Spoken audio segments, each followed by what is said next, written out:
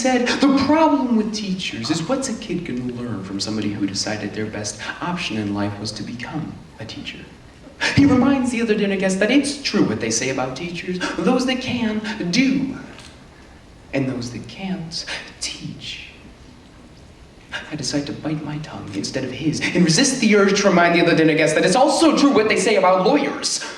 Because we're eating, after all, in this polite conversation. He says, be honest, Taylor, you're a teacher. What do you make?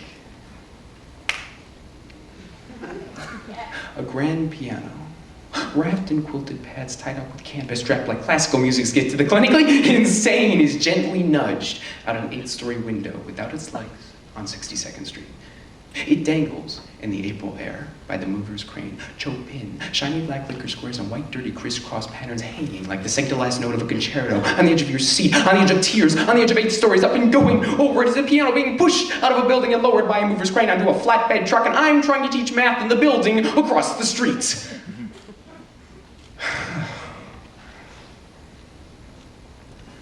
Who can teach when there are such lessons to be learned? All of life's greatest common factors are delivered by movers, cranes, or flatbed trucks. Through anything, really. Even air. Like snow. Okay, so every year it snows. And every year my students rush to the window as if snow was more interesting than algebra.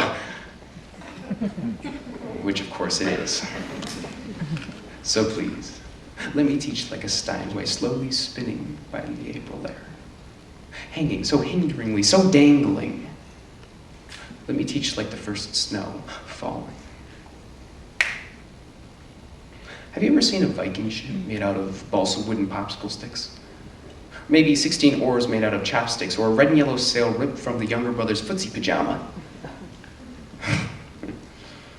Well, I have. He died with a sword in his hand and thus went straight to heaven. Now, the Vikings used to bury some of their bravest warriors on ships, set them ablaze and sail them off into the middle of the ocean. They believed that the soul of a brave warrior would rise, slowly with the smoke. To understand life in Scandinavia during the Middle Ages, you have to understand the construction of a Viking ship. So here's what I want the class to do. I want you to build me a miniature Viking ship.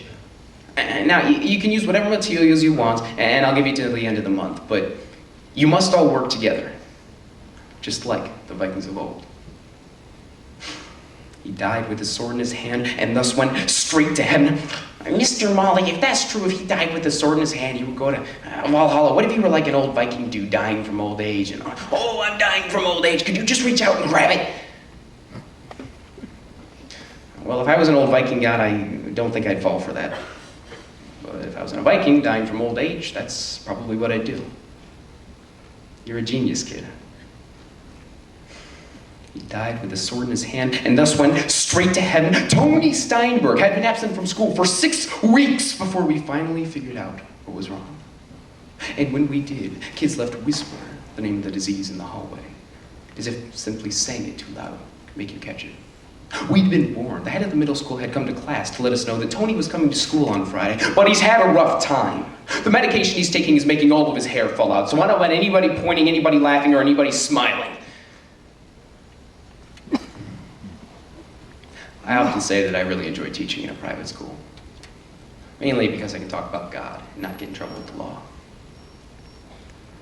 And I talk about God a lot. I mean, yes, in history it's easy, but how can you teach math and not believe in a God? A God of perfect points and planes, of angles and arc angles of varying degrees. Such a God would not give cancer to a 7th grade boy. He would make his hair fall out completely bald when he showed up for school on Friday with only a jacket and tie. But I don't just mean Tony Steinberg. Not one kid in my class had hair that day. They'd all shaved in solidarity of their returning classmate. Have you ever seen 13 kids, all pointing, all smiling, all laughing? Well, I have. It's beautiful, it's gorgeous, it's striking, it's almost as striking as 12 kids. 6 weeks later, stand outside a synagogue on a rainy Saturday morning, heads bowed, holding hands in a circle around the smoldering remains of a Viking ship. One they had set ablaze, believing the soul of a brave warrior would rise slowly with the smoke. He said, "Be honest, Taylor, you're a teacher. What do you make?" And I wish he wouldn't have asked that. Because you see, I have a very simple policy about honesty and ass-kicking. And that is, if you ask for it, I have to let you have it. You want to know what I make? I can make a C+, feel like a Congressional Medal of Honor. I can make an A-, feel like a slap in the face. How dare you waste my time with anything less than your very best? I make kids sit through 40 minutes of study hall in absolute silence. No, you may not use the bathroom. No, you may not work in groups. No, you may not use the water fountain. You want to know why? Because you're bored. You're not really thirsty, are you? I make parents tremble in fear when I call home at exactly dinner time. "Hi, I hope I haven't called at a bad time. I just wanted to talk to you about something Johnny said today."